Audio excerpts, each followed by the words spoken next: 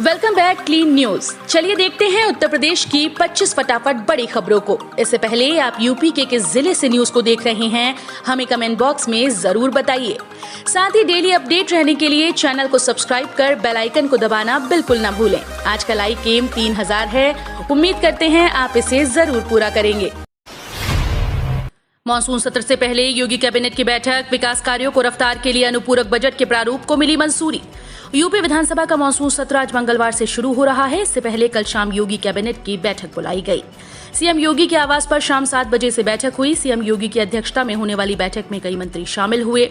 बैठक में कई अहम प्रस्तावों को मंजूरी मिली है। इस दौरान अनुपूरक बजट के प्रारूप को लेकर भी चर्चा हुई। राज्य विधि आयोग ने जनसंख्या नियंत्रण कानून का मसौदा राज्य सरकार को सौंपा। उत्तर प्रदेश के राज्य विधि आयोग ने जनसंख्या नियंत्रण कानून का मसौदा सोमवार को राज्य सरकार को सौंप दिया। मसौदे की कॉपी आयोग के अध्यक्ष आदित्य मित्तल ने मुख्यमंत्री योगी आदित्यनाथ को सौंपी। बता दें कि बीते दिनों मुख्यमंत्री योगी आदित्यनाथ ने कहा था कि प्रदेश के विकास के लिए जनसंख्या वृद्धि दर को नियंत्रित करना जरूरी है। बेरोजगारों को 25 लाख रुपए तक का ऋण दिलाएगा ग्रामोद्योग विभाग। प्रधानमंत्री रोजगार सृजन कार्यक्रम के तहत उत्तर प्रदेश खाद्य और ग्रामोद्योग विभाग बोर्ड सामान्य वर्ग के बेरोजगार युवकों को 25 लाख रुपए तक का ऋण दिलाकर रोजगार मुहैया कराएगा। इसके लिए ऑनलाइन आवेदन करने होंगे। स्वीकृति मिलने पर ऋण मिल जाएगा। इसके बाद बेरोजगार अपना कारोबार कर सकते हैं। उप मुख्य कार्यपालक अधिकारी राजीव त्यागी ने बताया कि योजना के तहत 25 लाख रुपए तक के ऋण बैंक के माध्यम से उद्यम की स्थापना के लिए दिलाया जाएगा। सेना और सीएपीएफ में 28,000 से अधिक नौकरियां, तुरंत करें आवेदन। भारतीय सेना और सीएपीएफ में बम्पर भर्तियां निकली हैं। इसके तहत करीब 28,000 से अधिक रिक्त पदों पर भर्तियां होंगी। इसमें सीआरपीएफ द्वारा पैरामेडिकल स्टाफ के 2,439 पद शामिल हैं। एक्स सर्विसमैन के लिए निकली इस भर्ती के जरिए सीआरपीएफ के साथ आईटीबीपी, एसएसबी और बीएसएफ में भर्तियां होंगी। सबसे बड़ी भर्ती एसएससी जीडी कांस्टेबल की है। यूपी चुनाव को लेकर एक्शन में मायावती। बीएसपी ने किया 4 प्रवक्ताओं के नाम का ऐलान। यूपी चुनाव को लेकर मायावती और उनकी पार्टी अब फुल एक्शन में है। बीएसपी ने आज 4 प्रवक्ताओं के नाम का ऐलान कर दिया। मायावती की पार्टी में प्रवक्ता का होना किसी अजूबे से कम नहीं। पार्टी में मायावती के अलावा किसी को मीडिया में अपनी बात रखने की आजादी नहीं रही है। बीएसपी के राज्यसभा सांसद सतीश चंद्र मिश्र को ही कभी कभार पार्टी की तरफ से बयान देने की इजाजत थी।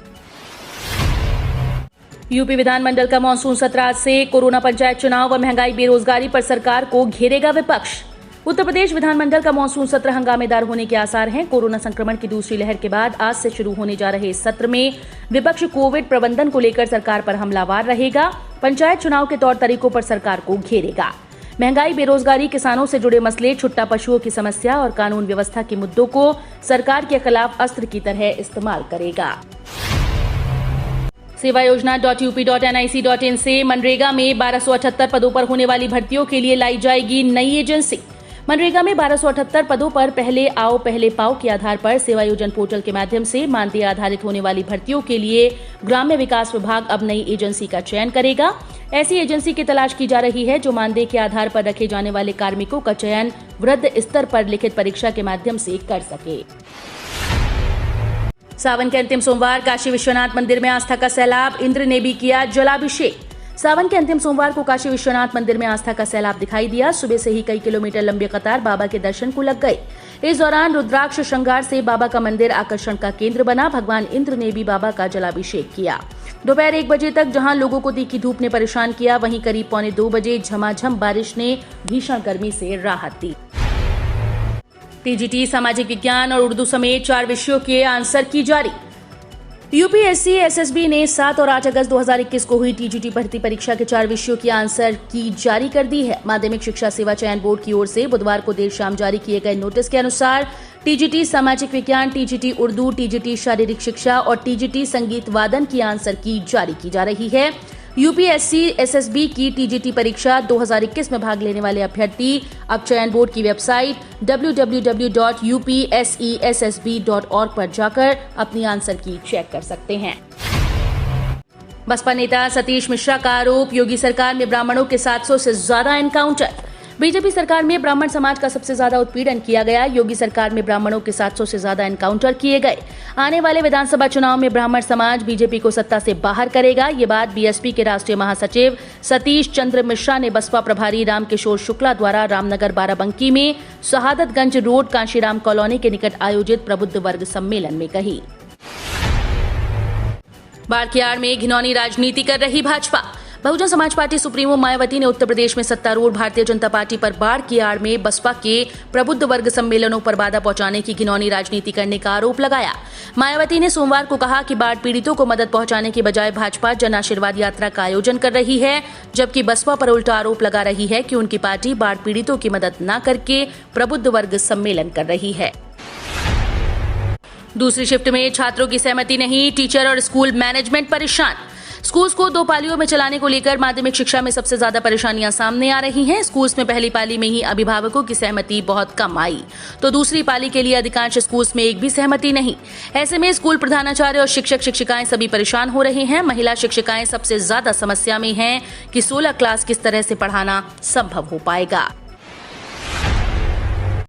बीजेपी की जन आशीर्वाद यात्रा के जवाब में सपा के सहयोगी दलों की बीजेपी हटाओ यात्रा। मोदी सरकार में उत्तर प्रदेश कोटे से बने मंत्री सूबे में सोमवार से जन आशीर्वाद यात्रा पर निकले, जिसके जरिए वो 2022 में होने वाले विधानसभा चुनाव के लिए लोगों से संवाद कर बीजेपी का माहौल बनाने की कवायद कर रहे हैं। वहीं विपक्ष ने भी सत्ताधारी पार्टी बीजेपी को घेरने की पूरी प्लानिंग कर ली। बीजेपी की जन आशीर्वाद यात्रा के जवाब में सपा के सहयोगी महान दल और जनवादी पार्टी सोमवार से ही भाजपा हटाओ यात्रा शुरू कर दी है। यूपी के सीएम योगी आदित्यनाथ यहां से करते हैं कमाई। उत्तर प्रदेश के सीएम योगी आदित्यनाथ एक बार फिर से सत्ता में आने का प्रयास कर रहे हैं। अगले साल चुनाव होने वाले हैं। यूपी में अभी से इसका असर दिखना शुरू हो गया। खैर, बीते 4 सालों में यूपी में योगी ने कई तरह के बदलाव किए हैं। नौकरियां बढ़ाने के लिए कई विदेशी कंपनीज को प्रदेश में आमंत्रित किया ताकि आम लोगों की कमाई हो सके और उसमें बढ़ोतरी भी। क्या आपको पता है कि सैलरी से अलग योगी आदित्यनाथ किस तरह से कमाई करते हैं? जब हमने उनके चुनाव आयोग दिए एफिडेविट को देखा तो उन्होंने सरकारी स्कीम में ही निवेश किया हुआ है। आज तक जमा कर सकते हैं आवेदन फॉर्म। जान लीजिए आरक्षण का नियम। ग्राम पंचायतों में पंचायत सहायक भर्ती के लिए आवेदन मांगे गए हैं। आवेदन पत्र जमा करने की अंतिम तिथि आज 17 अगस्त है। शैक्षिक योग्यता इंटर रखी गई है। आवेदन प्रक्रिया पूरी होने के बाद मेरिट तैयार की जाएगी। इसमें शासनादेश के मुताबिक हाई स्कूल व इंटरमीडिएट के अंकों के आधार पर ही मेरिट तैयार होगी। कब नहीं कर सकते पेट्रोल डीजल पर ड्यूटी? कांग्रेस सरकार का ऑयल बॉन्ड इसकी वजह। वित्त मंत्री निर्मला सीतारमण ने साफ कर दिया कि केंद्र सरकार पेट्रोल डीजल की कीमतों को कम करने के लिए एक्साइज ड्यूटी में कटौती नहीं कर सकती। वैसे उन्होंने इस बात पर सहमति जताई कि पेट्रोल डीजल की कीमतें काफी बढ़ चुकी हैं और जनता का सवाल उठाना स्वाभाविक है, लेकिन उन्होंने कहा कि पिछली सरकार की गड़बड़ियों की वजह से इन पर लगी ड्यूटी कम करना संभव नहीं है। केंद्रीय कर्मचारियों की मंथली बेसिक सैलरी से जुड़ा बड़ा अपडेट। सरकार ने कही ये बात। 1 जुलाई 2021 से केंद्रीय कर्मचारी और पेंशनर्स को उनका बढ़ा हुआ महंगाई भत्ता मिलने लगा है। 1.5 साल के बाद महंगाई भत्ता और महंगाई राहत की बहाली से केंद्रीय कर्मचारी खुश हैं, लेकिन एक मोर्चे पर उन्हें निराशा हाथ लगी। सरकार ने केंद्रीय कर्मचारियों की मंथली बेसिक सैलरी बढ़ाने पर विचार से इनकार कर दिया। यानी अब ये साफ हो गया कि कर्मचारियों की मंथली बेसिक सैलरी में किसी तरह की कोई बढ़ोतरी नहीं होगी। सरसों का भाव सभी रिकॉर्ड टूटे। भाव पहुंचा 8,400 रुपए क्विंटल। देश में सरसों तेल की मांग लगातार बढ़ती जा रही है। बाजार में सरसों तेल का आवक काफी कम हो चुका है। मंडियों में भी सरसों के तेल का आवक काफी कम हो चुकी है। सरसों तेल के भाव में लगातार बढ़ोतरी जारी है। इसी वजह से आज सरसों का भाव 2021 में न्यूनतम समर्थन मूल्य को भी पार कर चुका है। इसी बीच सरसों के तेल के दाम में थोड़ी सी गिरावट भी देखी गई। दिल्ली तेल तिलहन बाजार में सरसों के साथ सोयाबीन तेल के भाव में भी थोड़ी सी गिरावट देखने को मिली है। यूपी के कई जिलों में बारिश। राज्य में सबसे ज्यादा अधिकतम तापमान बांदा में 37.2 डिग्री सेल्सियस दर्ज किया गया। विभाग ने अनुमान लगाया कि 17 अगस्त को पूर्वी उत्तर प्रदेश में छिटपुट स्थानों पर बिजली की गरज के साथ छींटे पड़ने की संभावना है। विभाग के अनुसार 18 अगस्त और 19 अगस्त को पूर्वी उत्तर प्रदेश में कई स्थानों पर और पश्चिमी उत्तर प्रदेश में कुछ स्थानों पर बारिश हो सकती है। जौहर यूनिवर्सिटी का गेट नहीं तोड़ा जाएगा। इलाहाबाद एचसी ने रामपुर कोर्ट के आदेश पर रोक लगाई। सपा नेता सांसद आजम खां को इलाहाबाद हाईकोर्ट से बड़ी राहत मिली। हाईकोर्ट ने जौहर यूनिवर्सिटी गेट को तोड़ने के आदेश पर रोक लगा दी। गेट को तोड़ने का आदेश रामपुर की एक अदालत ने 2 अगस्त को दिया था। हाईकोर्ट ने इस बारे में यूपी सरकार को नोटिस जारी कर 4 सप्ताह में रिपोर्ट मांगी है। यूपी में इस डेट तक फिर से खुल जाएंगे 1 से 8 तक के सभी स्कूल। सीएम योगी का आदेश। यूपी में 6ठी 8वीं तक के स्कूल 23 अगस्त से और 1 से 5वीं तक के स्कूल 1 सितंबर से खुले जाएंगे। इस संबंध में सीएम योगी ने आज सुबह बैठक में निर्देश जारी कर दिया।